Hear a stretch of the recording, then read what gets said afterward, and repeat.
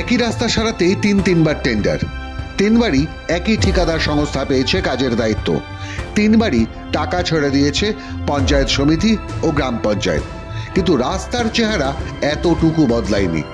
অভিনব এই দুর্নীতিতে চোখ কপালে গলসির মানুষের। চলছে না, চলবে না, বিরুদ্ধে লড়ছি, লড়বো। এই দেখুন, এই স্ট্যান্ডার্ডের যদি কোনো কাজকর্ম যেন না বুঝতে পারে, তার জন্য এখানে কালো ইয়ে দিয়ে পিচ দিয়ে সব গোলমাল করে দিয়েছে। প্রতিদিন অন্তত এখানে 16খানা গ্রামে মোটামুটি 800,000 লোক প্রতিদিন যাতায়াত করে। অতএব যদি বাইরের কোনো লোক, তার মৃত্যু কিন্তু নিশ্চিত। এটা কিন্তু প্রধান চোখে দেখতে পাচ্ছে না। এই প্রধান চলবে না, এই প্রধানের পদত্যাগ চাই, এই প্রধানের পদত্যাগ চাই। দুর্নীতিগ্রস্ত প্রধান দূর হটাও। এই জায়গাটার নাম সোদপুর পুরনো সেতু। এখান থেকে গলসি 1 নম্বর ব্লকের লোয়াপুর বাস স্ট্যান্ড দূরত্ব মাত্র 500 মিটার। সে রাস্তাটুকু সারাতে 3বারের টেন্ডার হয়েছে। 2বার করেছে পঞ্চায়েত সমিতি, আর 1বার করেছে লোয়াপুর কৃষ্ণরামপুর গ্রাম পঞ্চায়েত। 6 নভেম্বর 2024 প্রথমবার 92,162 টাকার টেন্ডার করে পঞ্চায়েত সমিতি। ঠিক তার 5 দিন বাদে 11 নভেম্বর ফের ওই রাস্তারই টেন্ডার করে একই পঞ্চায়েত সমিতি।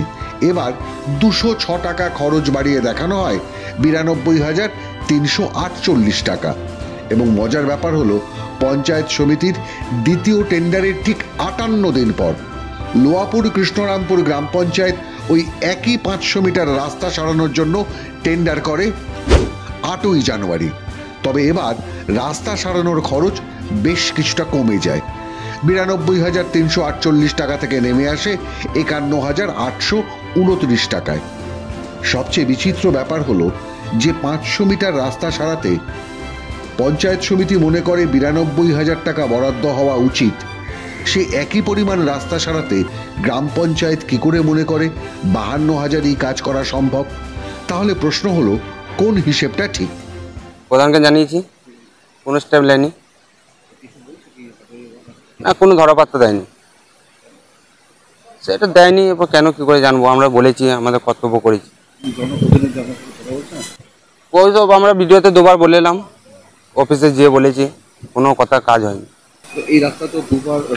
হ্যাঁ, রাস্তা হয়নি, আমরা দেখলেন সবই পড়ে আছে। আপনার অভিযোগ এটা একমাত্র রাস্তা মেরামতের, আর আমাদের পঞ্চায়েত পদের জন্য পদত্যাগ করে। কেন সে যদি একটা স্কুল একটা সার্টিফিকেট যখন দিতে পারবে না, তার পঞ্চায়েত অফিসে বসার তো কোনো দরকার নেই। আর রাস্তা বাগাতে পারবে না, তাহলে ওর বসে পঞ্চায়েত অফিসে পঞ্চায়েত প্রধান হওয়ার মানে কি? এই রাস্তায় কি 2বার টেন্ডার হয়েছিল? 2বার টেন্ডার হয়েছে। 3 বছর ধরে রাস্তার অবস্থা এই একই রকম। বারে বারে পঞ্চায়েতে বিডিওকে জানিয়েও কাজের কাজ কিছু হয়নি। গত 10 মাস ধরে এই রাস্তা দিয়ে বাস চলাচলও বন্ধ। এখন পঞ্চায়েত প্রধানের পদত্যাগের দাবি উঠেছে। তা পদত্যাগের দাবি তুলছেন স্থানীয় বাসিন্দারাই। আজ 10 মাস বাস বন্ধ আছে, যেখানে একটা ব্যাংক আছে, একটা হাই স্কুল আছে, 2খানা প্রাইমারি স্কুল আছে। অতএব এই রাস্তাটার উপরে মোটামুটি 3 থেকে 4,000 লোক চলাচল করে প্রতিদিন, প্রতিনিয়ত। কিন্তু নিজের রাস্তা 10 মাস বাস বন্ধ আছে। আমাদের স্কুল কলেজের ছেলে মেয়েদের আজকে যা জীবন মানে ব্যাঘাত ঘটে গেছে একবারে। একদম আপনারাও দেখতে পাচ্ছেন, সেটা যে কোনো সময় ঘটছে, ঘটে যাচ্ছে, ঘটবে। আপনারা নিজের চোখে তো দেখতে পাচ্ছেন সব, যে আমরা যেটা রাস্তার উপরে যে দাঁড়িয়ে আছে, এই রাস্তাটা কি? এই রাস্তা তো চলার যোগ্য নয়। কিন্তু কি করব, আমরা সাধারণ মানুষ, এলাকার মানুষ, আমরা তো খেটে খাওয়া মানুষ, আমরা তো এর ওপর দিয়ে যাতায়াত করছি। কিন্তু আমরা প্রধানকে বারবার বলার পরও আমরা এখন দেখতে পাচ্ছি উনি টেন্ডার করেছেন, টাকা উঠে গেছে, একই কন্ট্রাক্টর যে টেন্ডার হয়েছে তার প্রমাণ আমরা দিয়ে দিচ্ছি আপনাদেরকে। হ্যাঁ, দিদি টাকা দিচ্ছেন উন্নয়নের জন্য, এলাকার উন্নয়নের জন্য টাকা দিচ্ছেন, কিন্তু সেই টাকা খাচ্ছেন কিছু ব্লকের লিডার আছে আর আপনার প্রধান আছে। কথা শুনে বুঝতেই পারছেন, এদের বেশিরভাগই তৃণমূল কংগ্রেসের কর্মী বা সমর্থক। কিন্তু পঞ্চায়েতের প্রধান মিরাজ মল্লিকের দাবি, যা হয়েছে তা স্বচ্ছভাবে হয়েছে। রাস্তা সারাইয়ের কাজও সম্পূর্ণ হয়েছে। রীতিমতো জিও ট্যাগিং করে রাস্তা সারানোর সার্টিফিকেটও দেওয়া হয়েছে, মিটিয়ে দেওয়া হয়েছে টাকা। পঞ্চায়েত সমিতির খবর নাকি তিনি রাখেন না। ওখানে কাজ হওয়ার সময় আমাদের কাছে যে তথ্য ছিল জিও ট্যাগ করে, আমাদের এখন তো আগেকার মতো নেই যে খাতা পেলেন লিখে দিলেন পেমেন্ট হয়ে গেল, এরকম কিছু নেই। ওখানে মাল ফেলিয়েছি স্টকে, তার জিও ট্যাগ করা আছে এবং কাজ চলাকালীন অনগোয়িং সময়, হ্যাঁ সেই সময়ও আমাদের জিও ট্যাগ করে কাজের দেখা হয়েছে, সেই সব জিও ট্যাগ আপনার প্রতিনিধিকে দেওয়া হয়েছে। 3বার কাজ হয়েছে বলে অভিযোগ করেছে এবং একই ঠিকাদার পেয়েছে বলে অভিযোগ করেছে। বিষয়টি কি আপনি জানেন? কে কোথায় কাজ করছে সেটা তো আমরা জেনে বসিনি, কিন্তু আমাদের পঞ্চায়েত থেকে একবারই আমরা ওই 51,800 টাকা সামথিং কাজে আমরা পেমেন্ট দিয়েছি। চলছে না, চলবে না, বিরুদ্ধে লড়ছি, লড়বো। তাহলে রাস্তার এই দশা কেন? এখনো বাস চলছে না কেন রাস্তায়? এখনো বিক্ষোভ আর পদত্যাগের দাবি কেন? আন্দোলন করবেন না, আমি বারবার বলছি যে এলাকায় মানে কাজ হয়েছে সেখানকার মানুষ যারা উপকৃত হচ্ছেন তারা আন্দোলন করবে না, কিন্তু আন্দোলন করছে এক শ্রেণীর মানুষ যারা দীর্ঘদিন ধরে একটা মানে কি বলবেন লুটে খোয়া বা একটা আলাদা একটা মানে সিন্ডিকেটের ব্যাপারে ছিল, তাদের খাওয়া দাওয়া সব বন্ধ হয়ে গেছে। 2 বছর আমরা এই জায়গায় এসছি, হ্যাঁ সব কিছু মানে তাদের বন্ধ হয়ে গেছে, তারা আমার বিরুদ্ধে আন্দোলন তো অবশ্যই করবে। প্রতিদিন অন্তত এখানে 16খানা গ্রামে মোটামুটি 800,000 লোক প্রতিদিন যাতায়াত করে। অতএব যদি বাইরের কোনো লোক, তার মৃত্যু কিন্তু নিশ্চিত। এটা কিন্তু প্রধান চোখে দেখতে পাচ্ছে না। এই প্রধান চলবে না, এই প্রধানের পদত্যাগ চাই। মিরাজ তো এমন কথা বলবেনি, কারণ তৃণমূল কংগ্রেসের জেলার মুখপাত্র মনে করেন মানুষের কাজ হওয়া নিয়ে মাথা ব্যথা থাকা উচিত, দুর্নীতি নিয়ে নয়। টেন্ডার হলে নাকি কাজও হবে। গলসির লোহাপুর বাজার থেকে যে রাস্তার টেন্ডার বলছে 3বার হয়েছে, কেন হয়েছে এবং দু তরফ থেকে হয়েছে সেটা নিশ্চয়ই দেখা হবে। প্রশাসনিক যারা আধিকারিক আছে তারা খোঁজ খবর নিয়ে দেখবেন। তবে আর যাই হোক, রাস্তাটা করার জন্যই তো টেন্ডার হয়েছে, তো টেন্ডার যখন হয়েছে তখন নিশ্চয়ই কাজও হবে। তো মানুষের দরকার কাজ নিয়ে, তো কাজটা নিশ্চয়ই হবে। আর দ্বিতীয় কথা হচ্ছে, যদি পঞ্চায়েত সমিতি আর এর থেকে 2 জায়গা থেকে টেন্ডার হয়, এক জায়গা থেকে বাতিল হবে, এতে তো কোনো অসুবিধা নেই।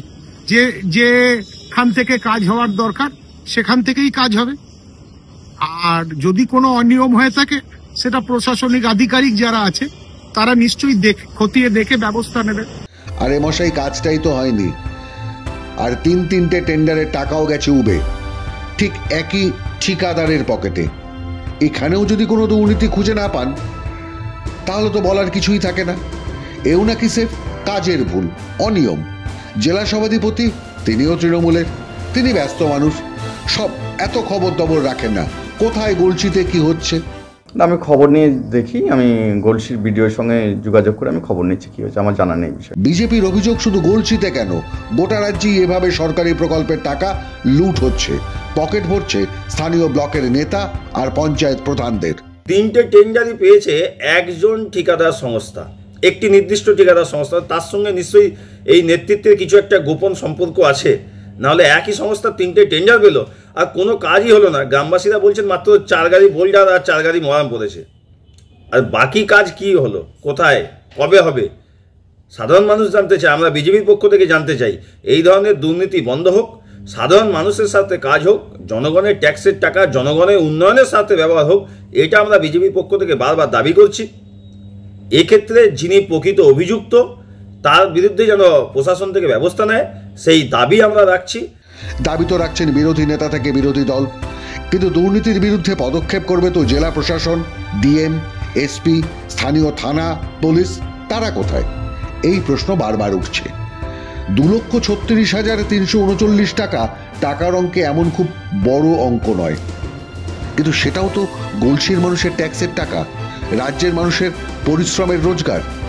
সেই টাকা নয়-ছয় করবার অধিকার একটা পঞ্চায়েত সমিতি বা গ্রাম পঞ্চায়েতকে কে দিল? কেন মানুষের ন্যূনতম চলাফেরার রাস্তা সারাইয়ের এই সামান্য কটা টাকাও কাজে লাগানো হবে না? প্রশ্নগুলো তুলবেন না গলসির সাধারণ মানুষ? নাকি রাজ্যের মুখ্যমন্ত্রী বলে দিয়েছেন সরকারি টাকা খরচ করতে হবে, কোনো কাজ যেন পড়ে না থাকে, তার জন্য যেমন খুশি তেমন টেন্ডার, যেমন খুশি তেমন লুট? প্রধান প্রধান চলছে না, চলবে না, প্রধানের বিরুদ্ধে লড়ছি, লড়বো।